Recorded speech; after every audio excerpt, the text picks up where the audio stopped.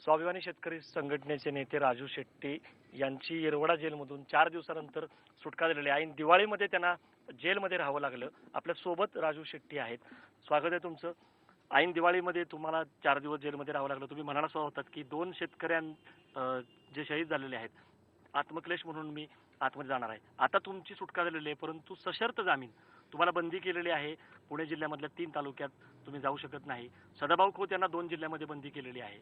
काय वाटतंय, तुमचा लढा जो आहे तो आता आणखीन तीव्र होणार आहे का या सगळ्या निर्बंधामुळे? एक तर आम्ही स्वातंत्र्यात आहोत की पारतंत्र्यात आहोत हेच मला कळत नाही. कारण आयुष्यात मी कधी साधं चिलट सुद्धा मारलेला नाही. आणि मला आज एखाद्या अतिरेक्याला किंवा एखाद्या नक्षलवाद्याला जिल्हा बंदी कराव्यात किंवा त्याच्यावर बंदी घालावी त्या पद्धतीनं आज सातारा जिल्ह्यामध्ये यायला बंदी घातलेलं आहे.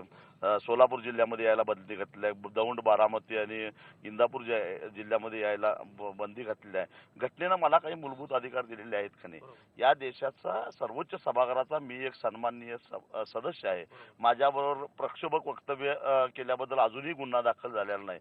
आता म्हणावले तुम्हाला जामीन तुमचा काल इंदापूरने फेटाळला, तुम्हाला जामीन सुद्धा मिळू शकला नाही. हे तर सगळ्यात मोठं हास्यास्पद आहे की मला असं कळालेलं आहे की मला सरकारी मालमत्तेचं नुकसान केल्याचं कलम लावलं, त्यामुळं लवकर जामीन होत नव्हता.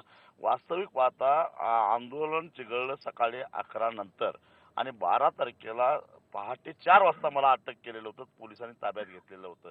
आणि मग कसं काय मी सरकारी मालमत्तेचं नुकसान केलं? म्हणजे पोलीस बंदोबस्तामध्ये मी गाड्या पेटवल्या का? पोलीस बंदोबस्तामध्ये सरकारी मालमत्तेचं नुकसान केलं काय? आणि मग त्यावेळी पोलीस काय करत होते? हा साधा प्रश्न आहे. मला सांगा की सरकारने काय ठरवलंय का की मोडून काढायचं आंदोलन, चर्चा करायला तयार नाही?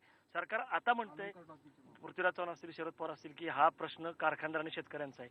पण गेली 2 वर्ष बघत होतो, मागच्या वर्षी पण आंदोलन केलं, त्याच्या मागच्या वर्षी आंदोलन केलं, साखर संकुलांमध्ये बैठकांच्या फेऱ्या होत्या. सरकारने अचानक ही भूमिका का स्वीकारली चर्चा न करण्याची? त्यांना मोडून काढायचं आंदोलन? साखर कारखाने आणि शेतकरी यांनी पहिल्या उचलीचा प्रश्न सोडवावा असं एका बाजूला सरकार सांगतं आणि दुसऱ्या बाजूला जे साखर कारखाने शेतकऱ्यांच्यावर चर्चा करून पहिली उचल त्यांच्या मनासारखी देऊ पाहत होते त्यांना सांगतं की याच्यापेक्षा जास्त द्यायचं नाही. जर सरकारच्या मनात नव्हतं, पवार काकांच्या मनात हस्तक्षेप करायचा नव्हता, तर मग गेल्या वर्षी सोलापूर जिल्ह्यासाठी 1850 रुपये उचल होती, ते बरोबर 250 रुपयानं वाढवून यावर्षी 2100 कशी झाली?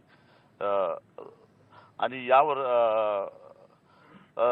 यावर्षी त्याचबरोबर पश्चिम महाराष्ट्र विशेषतः कोल्हापूर, सांगली आणि साताऱ्यासाठी 2050 ची 2300 रुपये वाढली. म्हणजे इथं सुद्धा बरोबर 250 रुपये कशी काय वाढली?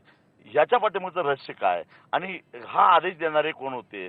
जे साखर कारखानदार 3 वेळा बैठक घेतात आणि मग शेवटी सांगतात की आम्ही 2300 रुपये ठरवलेलं आहे.